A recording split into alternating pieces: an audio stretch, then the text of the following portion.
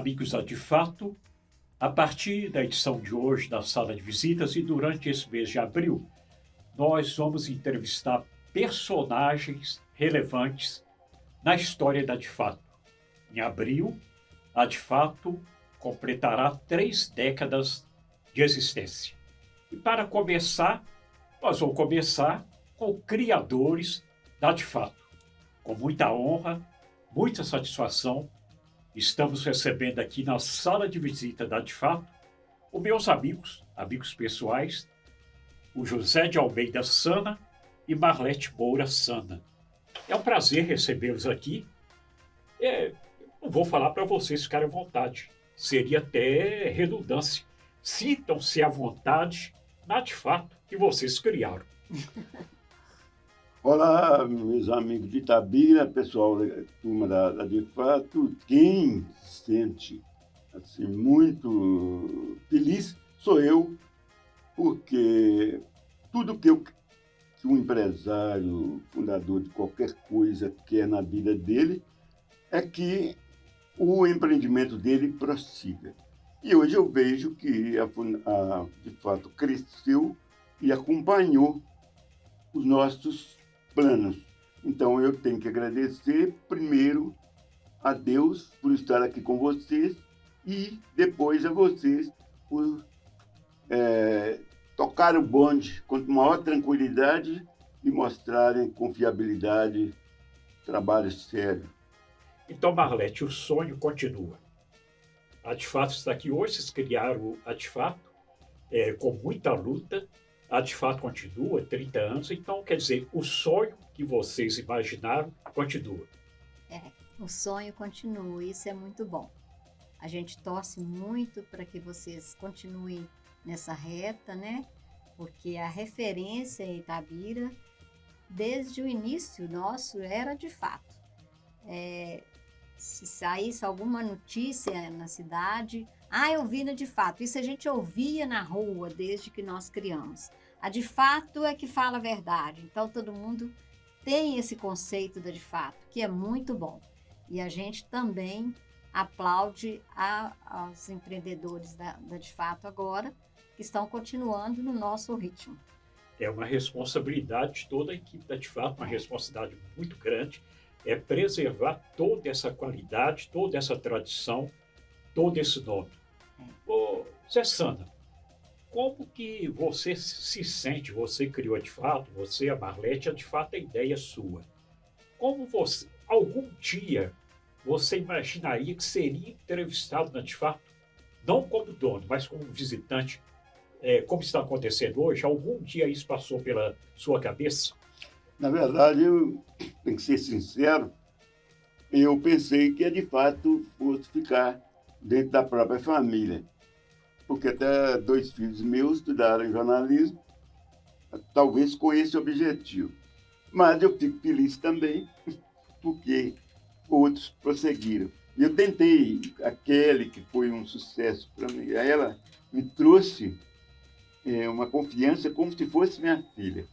Quero até prestar uma homenagem a ela por ser minha sucessora imediata nesse projeto. Agora, você tocou num ponto aí, suscita muita curiosidade na cidade toda, no meio empresariais, até no meio jornalístico. Porque, afinal de contas, vocês dois criaram a De Fato, lutaram muito pelo crescimento da De Fato para ela chegar onde chegou. Porque, em um certo momento, vocês abriram mão de tudo isso. Imaginava-se que isso aí ficaria com a família Sana para sempre. Uma criação dessa magnitude, por que num determinado tempo vocês abriram mão da De Fato? Ninguém é eterno. Eu te falei que a Kelly ficou como minha sucessora, mas o meu objetivo principal, ele é um pouco, assim, não só concentrado no jornalismo. Começou com política, porque eu não gostava nada de Itabira. Quando eu vim para aqui, eu fiquei gostando. Quando eu fiquei gostando, meus primeiros contatos foram com, por exemplo, Jean Antônio Sampaio, no museu. Museu de Ferro na época, hoje Museu de Itabira. Eu ia lá para ele me contar como que a história de Itabira. Foi logo que você chegou aqui. É Logo que você chegou em Itabira. 1966. Isso aí foi no início, quando você se interessou. Você não gostava de Itabira no início. Eu não gostava, mas eu acabei chegando. Né? Ninguém faz o que quer muitas vezes, né? A força do destino, Na circunstância, né? a circunstância. Eu cheguei aqui, comecei a gostar. Comecei a gostar, entrei para a política. Da política para o jornalismo é um pulo quase, nem pulo, é um passo, né? E aí eu prossegui, mas sempre com os olhos voltados para o futuro de Itabira. Sempre foi sua preocupação. Esse que é o meu combustível, o futuro.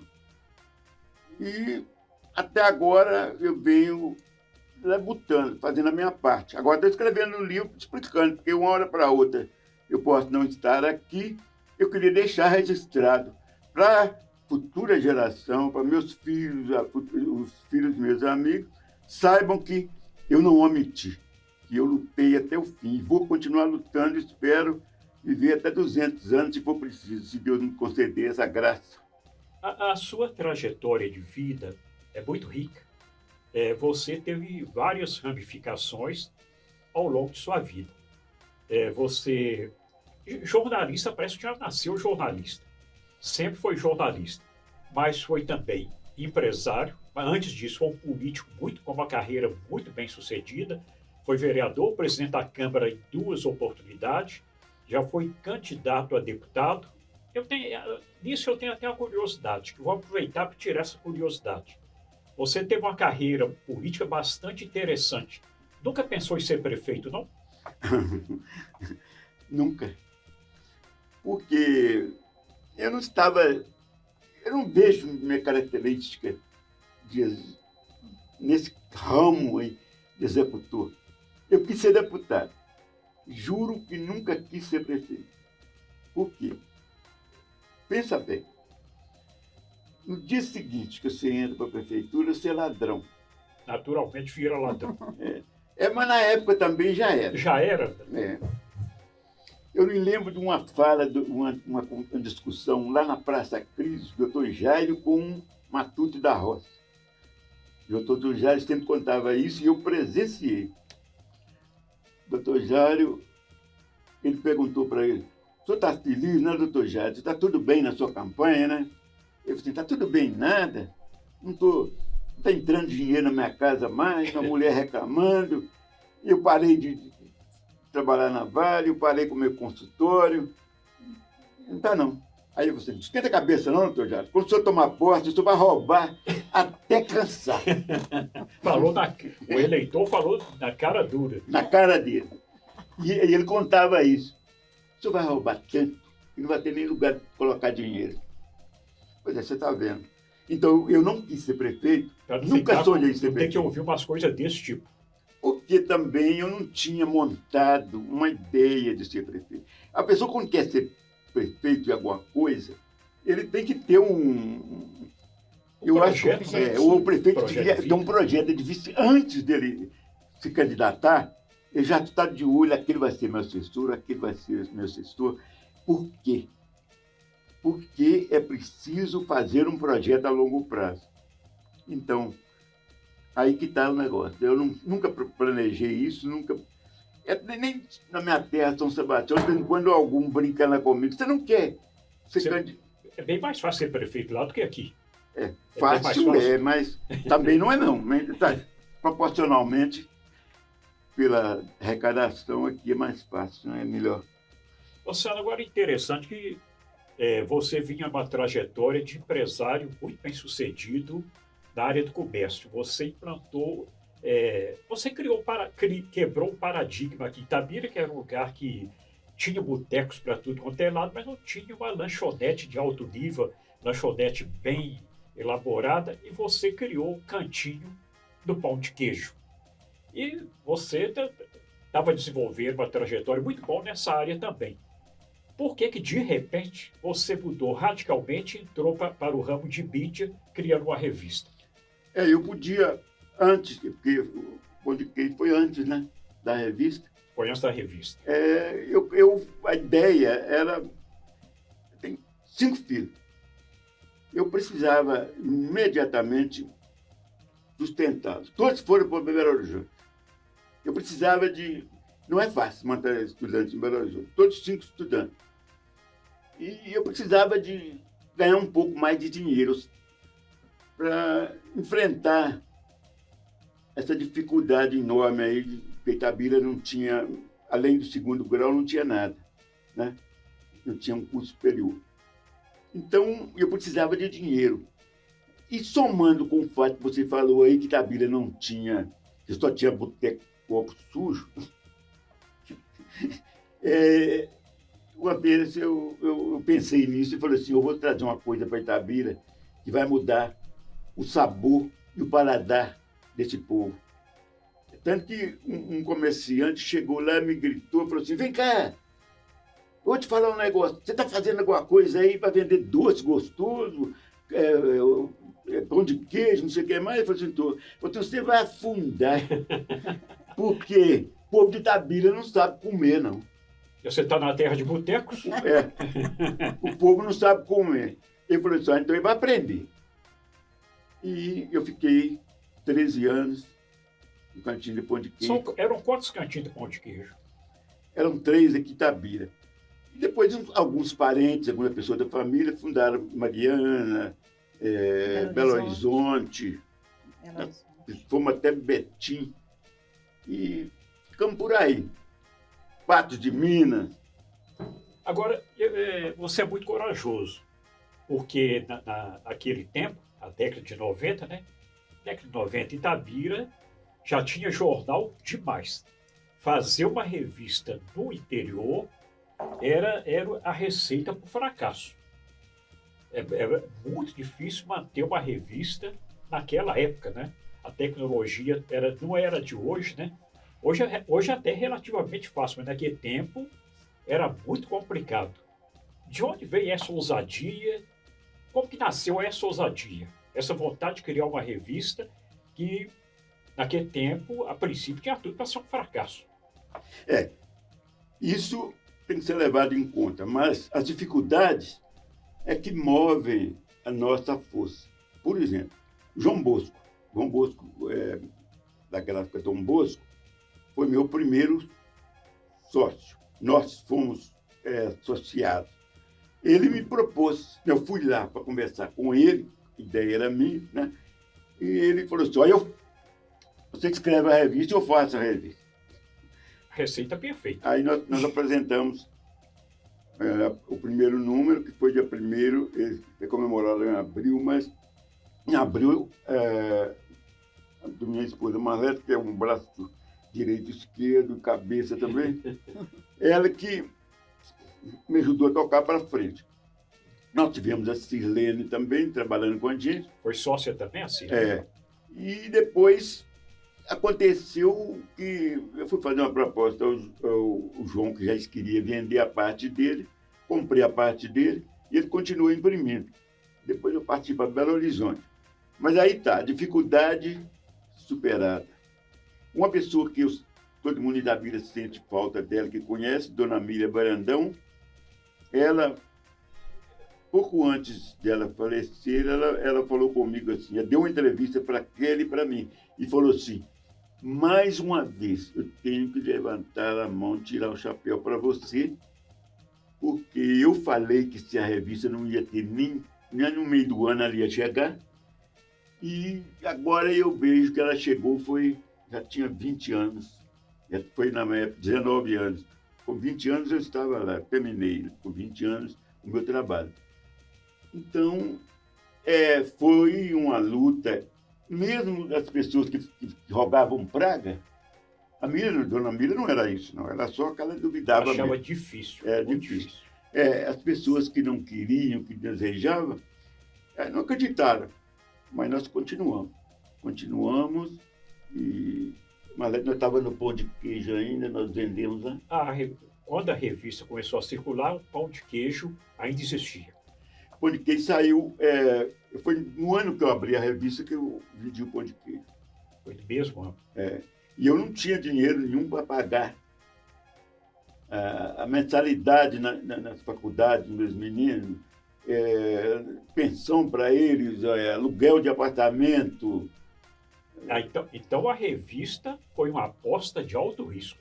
Foi uma aposta de super alto risco. E ela começou como revista Itabira Centro-Leste e Revista. Por que esse nome? Porque eu pensei em fazer uma revista no início para Itabira e todos os municípios vizinhos. Um deles, Monlevade, estão aí a menos de 100 quilômetros de nós. Aí, de repente, eu comecei já que o objetivo é o futuro, eu tenho que buscar informações nas empresas que estão mais distantes. Exemplo, os em Minas. Exemplo, cheguei em Pouso Alegre, lá eu circulei durante 2 anos. Já no sul de Minas, mais distante. Lá a venda de revista era superior aqui. Era superior a essa região aqui? Porque lá eu entrei para valer de sola, encontrei um campo melhor. O povo tinha mais curiosidade. E de Pouso Alegre, aí eu pensei, se eu já mudei para aqui, o que eu tenho que fazer? Mudar o nome da revista. Aí que veio a De Fato. Aí que passou De Fato. Por que esse nome? Não sei como é que eu criei isso. Você falou que dormiu, sonhou com essa marca? Eu tinha mania, eu tinha mania eu tenho mania até hoje, de pedir a Deus, pedir ao meu anjo da guarda que me ajude durante que eu estiver dormindo. E normalmente as minhas ideias são de manhã. Acontece, eu saio da cama e vou pro computador. Às vezes até de pijama. São José, não foi assim? É São José. São José Operário. Ela, minha testemunha aqui, não vai deixar eu mentir sozinho. É São José. Aí você sonhou com isso aqui, De Fato. Isso. E por que mudou o nome, então, de Itabira Centro-Leste Revista para simplesmente De Fato? De Fato. Aí eu posso circular em todos os lugares. Eu comecei a buscar informações na Europa, por exemplo, em Portugal, por exemplo, em Nice, no sul da França. E foi trabalhando esses municípios. Por que lá eu fui em Campo Largo? Na época que o Jackson Tavares era prefeito, eles falaram que uma empresa vinha para aqui e ela já estava lá em Campo Largo, a 100 quilômetros menos que isso de Curitiba. Aí você foi lá conferir. Eu fui lá conferir. Na época, a revista faturava muito pouquinho, podia gastar o dinheiro dela. Eu fui de ônibus, saí de Belo Horizonte 10 horas da noite, cheguei de manhã lá em Curitiba, já tinha gente da prefeitura me esperando lá e eu corri. A indústria que estava falando que vinha para Itabira foi para Campo Largo. Itabira perdeu essa... E assim eu saí atrás de tudo. Essas indústrias da Vale, que a Vale mesmo solta aí, que é aquele negócio do minério, né? Da pelotização? Pelotização. A pelotização já foi prometida para Itabira umas 100 vezes. Toda hora que tinha uma crise política aqui, o prefeito, para tentar livrar a cara, inventava que a Vale estava pensando em implantar uma usina de pelotização aqui em Itabira. Era recorrente isso. Isso, na época, qualquer conversinha que tinha, eles transformavam em realidade. E o povo achava, vai chegar, vai vir, eu não sei. Vai vir a pelotização para cá. E nunca veio. De fato, ela circulou em várias cidades aqui de Minas. Qual era o número de tiragem do auge? O grande momento da De Fato. A gente tinha 3.000, né? Mas distribuía para longas de estradas aí. Nós fomos até Capelinha, E cheguei aí até Minas Novas. Mas de Capelinha também fizemos um mercado bom. Agora, administrar isso era muito difícil, né, Sandra? Como que é, você, como era a sintonia sua com a Marlete no dia a dia da revista? Como é que funcionava? Qual que era essa sintonia? Essa sintonia era praticamente, lá na de fato, eu posso citar os nomes, aqui na de fato, antigos. No caso dela, que eu só me comunicava assim, está fechado. A edição está fechada. O que é edição? Isso. Vai terminar com o quê? Vai terminar com a capa, contra a capa vendida. Então, ela já me falava, me dava esse sinal, porque eu nunca vendi um rodapé para a revista. Nunca. Então, a Marlete determinava até a quantidade de matérias. Ela pegava a boneca, e são 64 páginas, e traçava, fazia aquela boneca, e eu tinha que preencher com notícias a minha parte e o pessoal. A publicidade. Ela mesmo pode explicar isso, como que ela fazia. Eu costumava ligar para ela de longe para dizer, quanto custa um rodapé que eu estou me perguntando aqui? Eu não estou sabendo. Ele nunca gostou de falar em números com ele. Não é número, não é isso. Não, resolver a situação financeira não era com ele. Também não podia ser, porque confundir jornalismo com venda não dava. Comprei. Então, o setor de venda era comigo. Aí, todo mês a gente fazia boneca, né? Quem não entende o que é boneca, é uma pré-revista. Já, por exemplo, essa meia página da página 10, eu preciso dela. Uma página da página 15, eu preciso dela, uma página inteira. Eu preciso de um rodapé nessa página 20. Então, eu determinava os espaços publicitários para ele saber como que ele ia trabalhar o jornalismo ali dentro, né, o espaço que ele tinha. E aí vem a parte que muita gente, igual você perguntou, e por que nós vendemos a revista? Muita gente não sabe o que se passa para fazer uma revista. Nós fizemos revista 20 anos e foi 20 anos de luta, porque você pensa naquela época, as pessoas não valorizavam a publicidade. Hoje é muito mais fácil vender a publicidade. Mas você chegava num lugar para vender a publicidade e falava assim, eu não preciso disso não, pois eu vendo muito, para que eu vou fazer publicidade? Aí eu não vou dar conta. Então, a pessoa não tinha noção o que era aquilo há 20 a 30 anos atrás. Então, você tinha que mostrar, mas você vai aparecer na revista e ter toda aquela paciência, né, de explicar. Além de vender, tinha que conscientizar. Conscientizar a pessoa, porque eles não tinham essa consciência. Então, isso nós batalhamos, assim, 20 anos fazendo isso.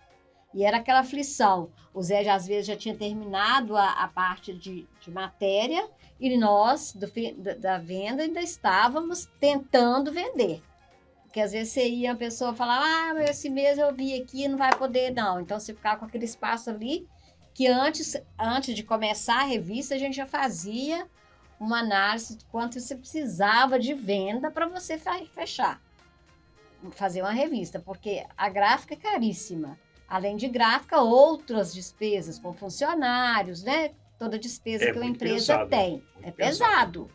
Então, isso foram 20 anos, até que nós estudamos nossos filhos todos, graças a Deus, e aí eles já crescidos, viam a nossa luta, o Zé virava à noite, eu também às vezes deitava e não dormia, preocupada com a meia página que eu tenho que fechar, porque a revista vai para a gráfica amanhã e não pode ir sem ela. E tinha a data também. Tinha a data certa da revista circular, então isso é muito estressante. É muito cansativo. Agora, quem está por fora, a hora que recebe a revista e folheia assim, ele não tem noção do que está por trás daquilo. E não tem os recursos que hoje em dia, né? Era não tinha os recursos que hoje tem. Que hoje você fecha tudo pela internet, pelo WhatsApp, né? É muito diferente. A Zelinha, por exemplo, que trabalhou com a gente, tinha uma mania de chegar lá, aconteceu uma tragédia. O que foi? Não fechei. Não conseguiu fechar. Isso tudo tive que eu fechar que com a matéria lá. resolvia. Eu que Tragédia. resolvia, sabe? Então, Mas quando nessa- nossos filhos estudaram, todos já estavam encaminhados na vida, graças a Deus, ninguém dependia da gente mais. Eles nos chamaram, foram lá em casa almoçar no domingo e foram com esse objetivo, de fazer a gente parar Fizeram um de fato. complô. Todos Um eles. complô familiar. Eles queriam E que a gente parasse de trabalhar. você aproveitar um pouco a vida. Aí eu falei, não, eu concordo, porque realmente é muito estressante. Eles falaram, mãe, não tem condições de você e pai trabalhar desse jeito, sendo que vocês não têm mais ninguém para poder tratar, vocês dois. Para que essa trabalheira toda? Porque a gente vivia para isso, a gente não tinha sossego, não, porque terminava a edição, você já estava fechando a outra. É uma rotina de 24 horas, praticamente. 24 horas. Então, eu falei, então tá, Exatamente. eu vou sair. O Zé falou, se a Marlete saiu, também sai. Aí que nós procuramos, aí veio a Kelly, a gente já foi começando a trabalhar a Kelly para passar. Primeiro nós arrendamos para ela, não deu certo, aí ela quis comprar na nossa mão. E foi para mim, eu gostava muito de trabalhar, mas eu sentia que eu já estava ficando Tá ficando pesado já. pesado. É que aquela muito rotina, pesado, aquela rotina muito já pesado. manjada, É, fica cansativo, chega um ponto que começa a desgastar. desgastar. O Sana, ele trabalhava muito e ele era especialista em grandes reportagens. Fazia grande reportagem, onde ele ficava sabendo que tinha uma novidade, ele ia atrás. É. Ô Sana, qual que foi a grande reportagem que você fez? Qual a que mais te marcou? Isso aí é muito claro para a gente, é muito fácil de responder, porque desde o início eu trabalhei com muita vontade mesmo pela instalação aqui em Itabira de uma universidade federal. E quando eu vi sinal de que isso estava sendo arquitetado lá na Vale, o interesse da Vale era trazer engenheiros, levar para o sul de Minas e formar esses engenheiros lá, abrir um campo. Eu vou citar o nome aqui, Kleber Guerra, foi o que primeiro despertou para isso. Ele foi, praticamente, ele deu uma luz para o João Israel, prefeito de Itabira, foi organizado um grupo. Aí que eu descobri, liguei para o Renato Aquino, que era reitor da Unifei em Itajubá. Ele falou, pode vir aqui que eu te dou entrevista.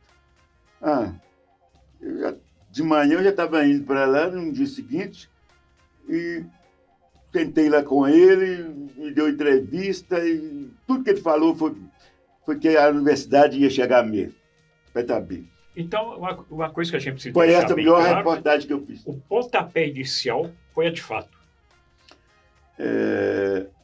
Quem trouxe a primeira informação de que Itabira poderia ter Foi ele. campus da universidade foi a de fato.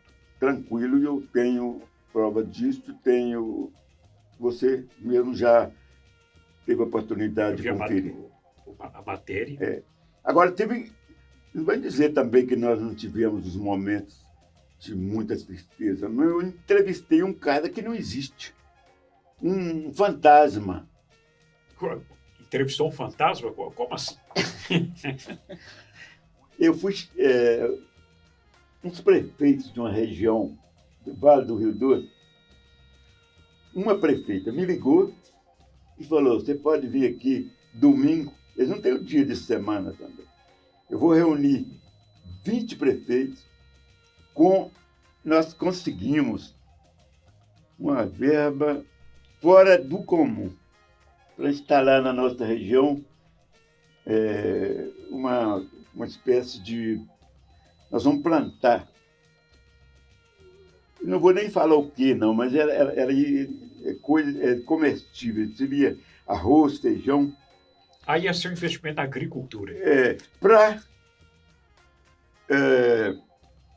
ter comprado para a Arábia Saudita. E vem um moço aqui explicando o que vai ser. Eu fui lá, tinha mais de 20 prefeitos. Eu fui lá no São José do Jacuri. É que região? Santa Maria de Os Sussuí. prefeitos de Coluna, de Guanhães, os mais Mas próximos, essa região aqui perto.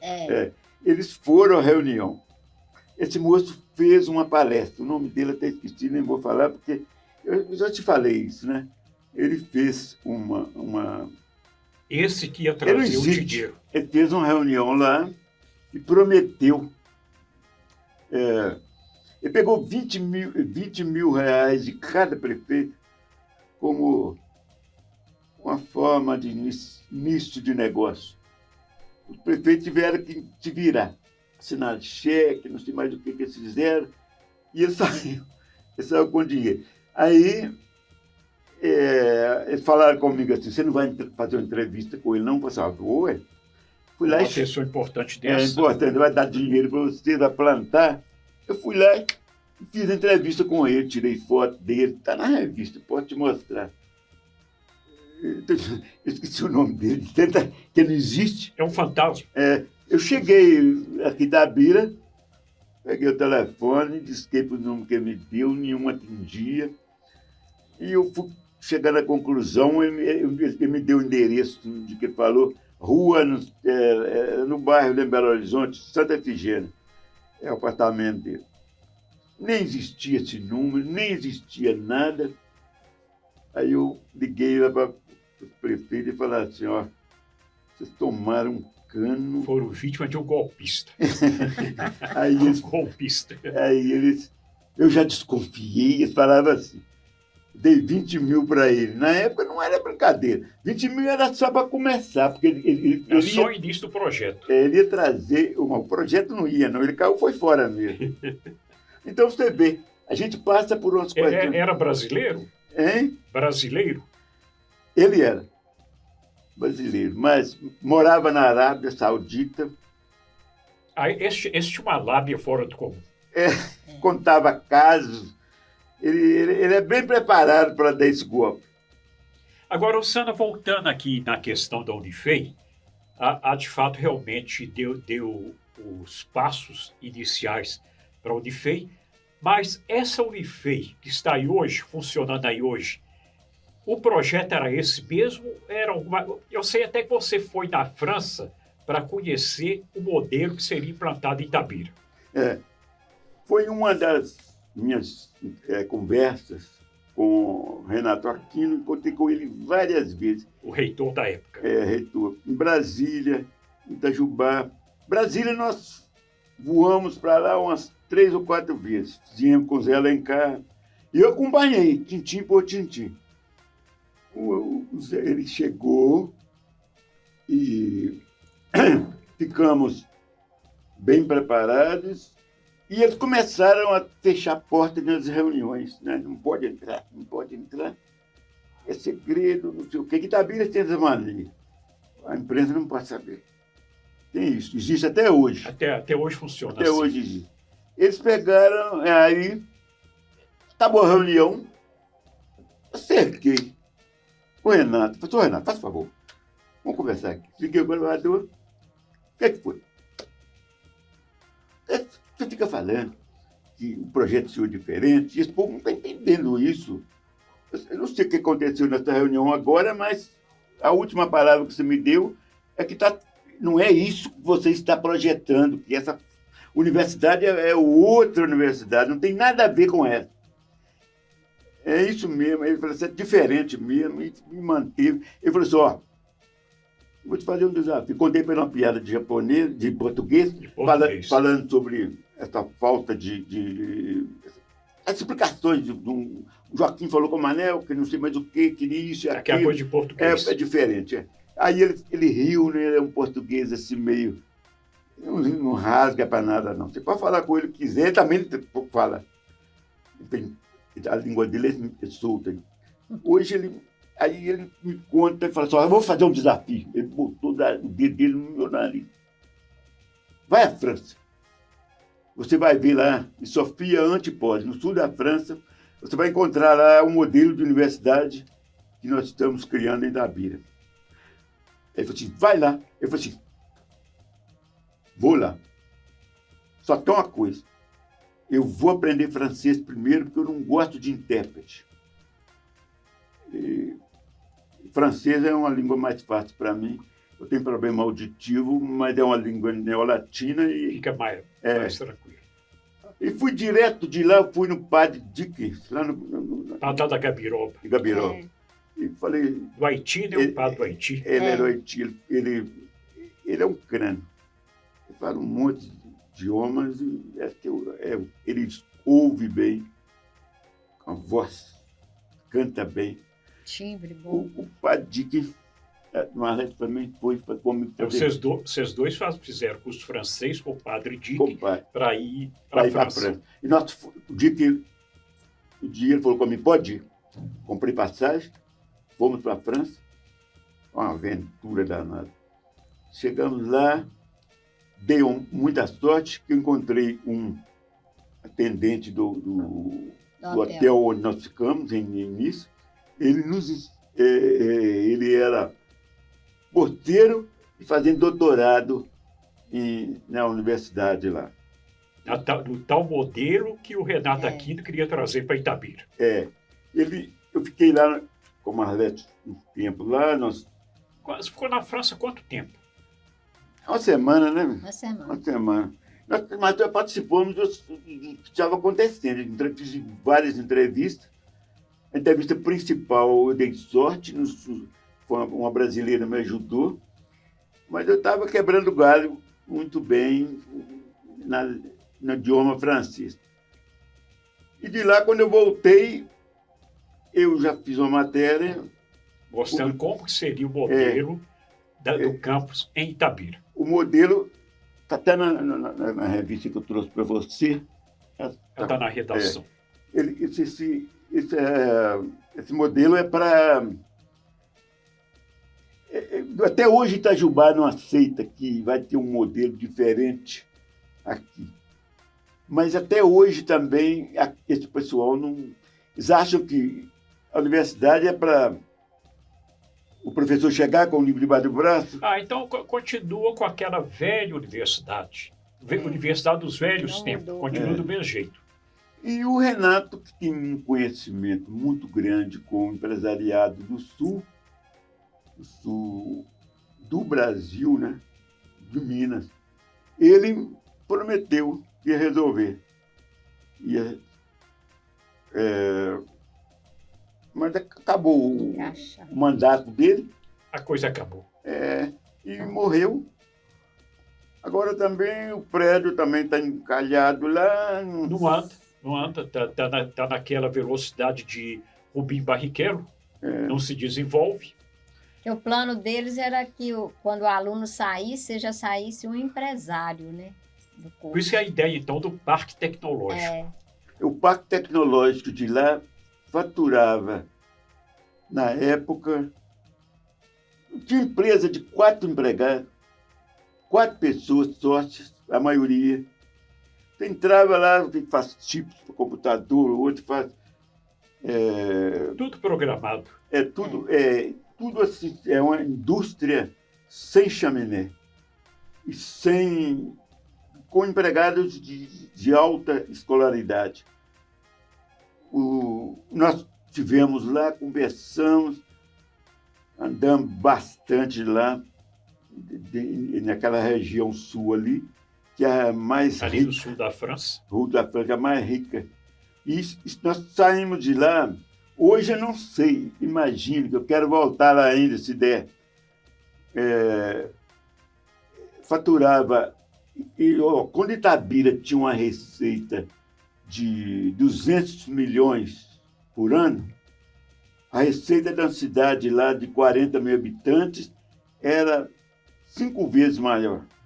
Então, veja bem, isso aí seria o caminho exato para Itabira trilhar com a escassez das minas de ferro aqui e para a diversificação econômica. Era o caminho percorrido. Isso agora, até hoje, eles não despertaram. Precisa ligar um despertador na cabeça do povo aqui, não só dos políticos, mas também dos empresários, para que eles entendam. Eu ia sugerir, eu faço essa sugestão. Vão conhecer lá, vão lá no sul da França, vão lá saber como que funciona aquilo. É uma novidade, é um desafio. Você já chegou a fazer essa sugestão para alguém aqui em Itabira, algum político, algum empresário? A gente conversa, muita gente não entende, porque o Renato tem esse problema lá no sul, teve esse problema lá no sul, sul de Lá no sul de Minas, lá em Itajubá. Itajubá. Ele teve essa dificuldade lá, porque não entra na cabeça dos outros. É difícil. Eles acham que professor é aquele que chega com a chamada. Fernando Silva. É aquele professor tradicional. É tradicional, aquele que vai lá e tocou o sinal, vai embora. Ele é diferente. Você quer ser empresário? Você é preparado para virar empresário. Eu estive na FID fazendo estágio de letras, de história. Eu estive fazendo estágio lá. E na escola do Sebrae, eu encontrei vários alunos que têm esta característica, esta vocação. Exatamente o que se forma lá, o que é feito lá no sul, no sul da França. Ô Sana, a gente já está aqui na reta final. Você tem uma riqueza muito grande de história, experiência, a gente ficaria aqui o dia inteiro. Mas só para arrematar aqui, um fato muito interessante, a gente não pode deixar passar, a De Fato Online. Como que surgiu a De Fato Online? A De Fato Online foi, eu até queria dizer, ela começou foi com um mix da Valinet. Foi da Valinet. Porque lá a gente andava fazendo umas matérias e tudo. Aí o Júnior, meu filho mais novo, rapaz de tacho, ele tinha terminado o curso de jornalismo. Ele estava em Itabira, é o mais novo, 20 e poucos anos. Ficou lá me ajudando, fazendo matéria. Então no início, a De Fato, na verdade não é De Fato, era Valinet. Era um portal da Valinet, é isso? Depois nós pulamos e o Júnior criou. Criou. De Fato Online. A ideia foi nossa, ele, partiu dele a ideia de criar De Fato Online. Criar De Fato Online. Era uma forma da gente se manter no mercado. E deu certo. Hoje a De Fato Online... que é o carro-chefe da empresa. Ela conseguiu, hoje parece que uma das mais... acessadas aqui no estado de Minas Gerais. Estado de Minas Gerais, isso eu sei disso, né? Todo mundo conhece. Mas foi mérito dele, que essa trabalhava glória, muito com ele. Né? Essa glória aí é do meu filho, que para mim é muito mais honra se fosse a ideia minha, porque é sinal de que a gente consegue transmitir alguma coisa para os filhos. E o importante é como que se adapta ao progresso, à novidade, né? A evolução tecnológica, né? Que começou com a revista, De Fato, e chegou a De Fato Online. Foi evoluindo junto com as redes sociais, tudo isso. Inclusive até o nome foi dele. Ele já tinha De Fato, ele só pôs online. Só online. Bom, Marlete, Sana, foi um prazer recebê-los aqui. Foi uma conversa muito rica.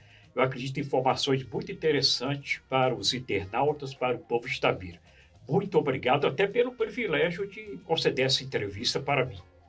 Eu que agradeço, Fernando. Nós que agradecemos. Dom Marlete também deve dar uma palavrinha de agradecimento também, porque, afinal de contas, talvez apareça assim, pessoas que de vez em quando eu encontro com um e falam assim, mas por que você não continua na De Fato? Marlete já explicou isso aqui.